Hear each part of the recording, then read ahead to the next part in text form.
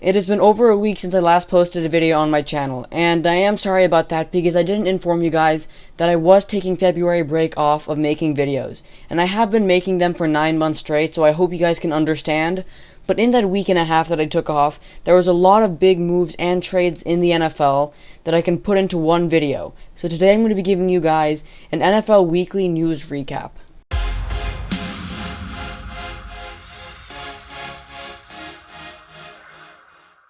What's up everybody, it's AC Analysis, and today I'm going to be giving you guys an NFL weekly news recap. And I usually don't like to make videos like these, since I would prefer to make a video on one specific topic and go more in depth about that specific topic. But because I missed this whole week on making videos, I have decided to put them all into one. But before we get started, if you guys enjoy videos like these, taking 1 second to like and subscribe would be really helpful towards my channel. And if you guys want a shout out, make sure to comment down below and we can help all of our channels grow together. And now let's get right into the video. The first big headline that I'm going to talk about is one that you guys have probably already heard about, and that is JJ Watt getting released by the Houston Texans. And 8 weeks into the NFL season, I honestly expected JJ Watt to get released because the Texans weren't playing that well, and a few years ago they were probably even Super Bowl contenders if it wasn't for Bill O'Brien setting back the team maybe even a solid decade by his bad coaching skills. He was able to run DeAndre Hopkins out of town, and even without DeAndre Hopkins, their star quarterback Deshaun Watson still managed to throw for 5,000 yards, and even with such great quarterback play, the team still managed to go 4-12, and going for third worst in the entire NFL. And JJ Watt is always a player about hard work and trying your best to do what you're good at, and so obviously he was the face of the Houston Texans, so he would pretty obviously be mad about this. And there was no drama around him getting released. He was just released by the team after pretty clearly showing signs of wanting to leave. And there are many teams that probably want JJ Watt, and he has pretty much everything that a player could want at the defensive position. He has 100 sacks in his entire NFL career, even though he has missed a total of 2.5 seasons, which means he's averaging plenty of sacks every single year. He's a 3-time Defensive Player of the Year award winner. He has even won a Walter Payton Award. He was a face of Houston, but he has every personal accolade a player could want, so now all that he really needs to do is go for a Super Bowl. So I wouldn't be surprised if he signed with a good team that has lots of money, such as the Buffalo Bills. Maybe he'll sign with the Patriots, that's just me hoping. But JJ Watt being released is definitely big news, and whichever team he goes to will immediately become a better team and have a better chance at reaching a Super Bowl. A pretty similar example to this is Tom Brady being released by the Patriots and signing with the Tampa Bay Buccaneers. They were a really strong team that needed one more piece to make their high-powered passing offense a Super Bowl contending offense. And that is exactly what happened. They picked up the greatest of all time in Tom Brady, and he not only improved the offense, but he also improved the defensive side of the ball. He made everyone want to work harder, and in the end, they did manage to win a Super Bowl. And JJ Watt's a similar type of player, with tons of personal accolades. He has a ton of experience behind him, and he's just a great leader. So whatever team he will sign to, they will become better. Like I said, I believe he could go to the Bills, but a team that I see most likely is maybe the Cleveland Browns, since there have been rumors of him going to the Browns, and the Browns seem like the right team. They have some really good young stars like Myles Garrett and Denzel Ward, and they have a solid offense. All they need is that one player to really help them step up, because they did make the playoffs this year and did win a playoff game for the first time in some 40 years or something. So whatever team Watt will go to will get better, and I'm just hoping that it's not a team that I'm going to have to play against much, like a team in the AFC East. The next news that came up in the past week and a half is the questioning of whether Ben Roethlisberger will stay or leave the Pittsburgh Steelers this offseason. And the Steelers started off this NFL season 11-0. They looked like the strongest team in the NFL, but then they completely fell apart towards the end of the season and ended up going 12-4. I thought that this was the end for the Pittsburgh Steelers and the Ben Roethlisberger era. I'm sure some of you guys also thought so too, since he did not look right. He did not look like he was enjoying where he was at. The entire team just looked frustrated and ready to move on. But the Steelers have made it clear that they want to keep Ben Roethlisberger in some recent news.